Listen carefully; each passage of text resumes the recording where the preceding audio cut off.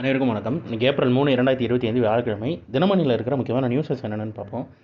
வக்ஃபு மசோதா மக்களவையில் நிறைவேற்றம். ஆதரவு 288, எதிர்ப்பு 232ன்னு போட்டிருக்காங்க.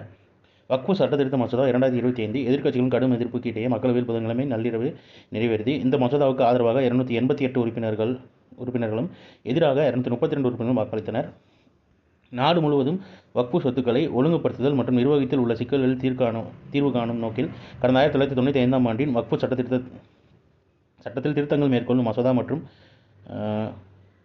முசல்மான் வக்ஃபு ரத்து மசோதா 2024 ஆகிய இரண்டையும் மத்திய சிறுபான்மையினர் விவரங்கள் துறை அமைச்சர் கிரண் ரிஜிஜு மக்களவையில் புதன்கிழமை காலை தாக்கல் செய்தார்.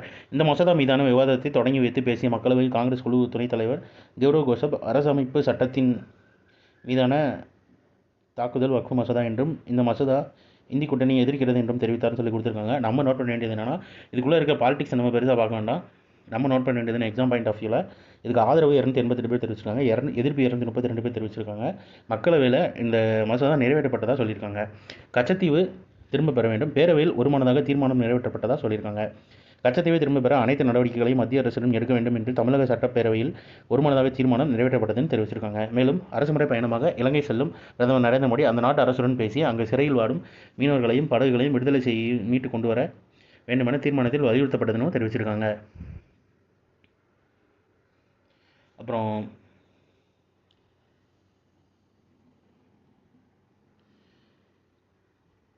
உலக ஆட்டிசம் தின விழிப்புணர்வை ஒட்டி ஆட்டிசம் குழந்தைகளின் திறனை வளர்க்க சிறப்பு படிப்புகள் ஆளுநர் ஆர்.என். ரவி வேண்டுகோள்னு தெரிவிச்சிருக்காரு.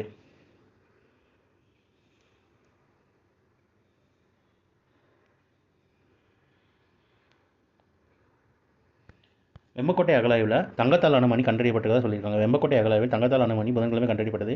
விருதுநகர் மாவட்டம் வெம்பக்கோட்டை அருகே உள்ள விஜய் கரிசல்குளம் மேட்டுக்காடு பகுதியில் 3ஆம் கட்ட அகழாய்வு, எத்தனாவதுன்னு பார்த்துக்கோங்க, 3ஆம் கட்ட அகழாய்வு நடந்துட்டு அதில் தங்கத்தாலான மணி கண்டெடுக்கப்பட்டிருக்கதாக சொல்லியிருக்காங்க. அடுத்ததா இன்றைக்கான திருக்குறள் என்னன்றதை பார்த்துருவோம்.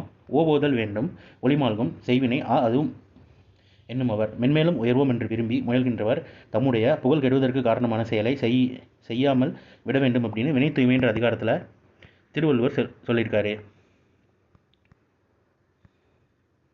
பிரதமர் மோடி இன்று தாய்லாந்து பயணம், பிம்ஸ்டெக் உச்சி மாநாட்டில் பங்கேற்கிறார்னு தெரிவிச்சிருக்காங்க. இந்த பயணத்தின் போது 6வது பிம்ஸ்டெக் உச்சி மாநாட்டில் கலந்து கொள்ளும் பிரதமர் மோடி தாய்லாந்து பிரதமர் டோங்டன் ஷினவத்ராவுடன் இருதரப்பு பேச்சுவார்த்தையில் ஈடுபட உள்ளார்னு தெரிவிச்சிருக்காங்க. என்ன மாநாடுன்னு பார்த்துக்கோங்க, பிம்ஸ்டெக் உச்சி மாநாடு. சுங்கச்சாவடி வசூலில் 7060 கோடி வருவாயுடன் உத்தரப்பிரதேச மாநிலம் முதலிடம் பிடிச்சிருக்கதா சொல்லியிருக்காங்க.